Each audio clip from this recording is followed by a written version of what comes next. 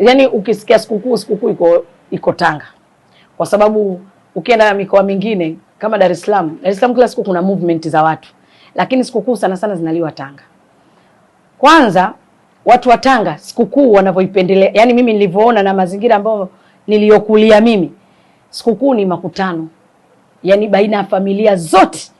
Yani sasa hivi kwa mfano kila familia kaolewa, mtu yuko kwake, lakini ikifikia kipindi cha sikukuu watu wote wanakuja kula sikukuu familia moja. Yani watu wote tunakutana pale kwenye ile familia, watu wote kwa pamoja tunakula sikukuu. Yani hiyo ndio desturi ya watu wa Tanga. Na mtu wa Tanga kwenye sikukuu ale vitu vizuri. Yani umwelezi kitu kwenye vitu vizuri. Na mtu wa Tanga sikukuu yake ni hina. Yani sio nguo. Mtu wa Tanga sikukuu yake ni hina. Na mimi ninapokueleza sasa hivi nikikupeleka kwenye sehemu ambazo kuna watu ambao wanachora hina, utakutana na foleni hapo mpaka utashangaa. Kwa hiyo watu wa Tanga sherehe yao ya sikukuu ni kuchora hina, kwenda kuswalidi na kukutana familia moja kwa pamoja kusherekea.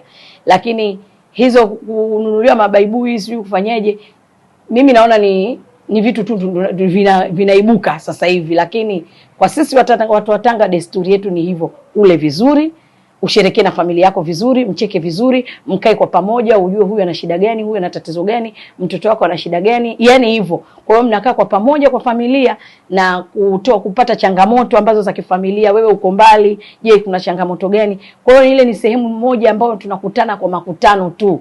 Na hata ukitembelea kwenye sikukuu utakuta familia nyingi, wengi wamekutana, familia yani zimekutana zote kwa pamoja. Unakuta mtu hata miaka mingapi hayupo, kaka mzima hajafika kwao, lakini akija Tanga anajua kabisa kwamba mimi leo naenda kukutana na mtu ambaye sijawahi hata siku moja kumuona.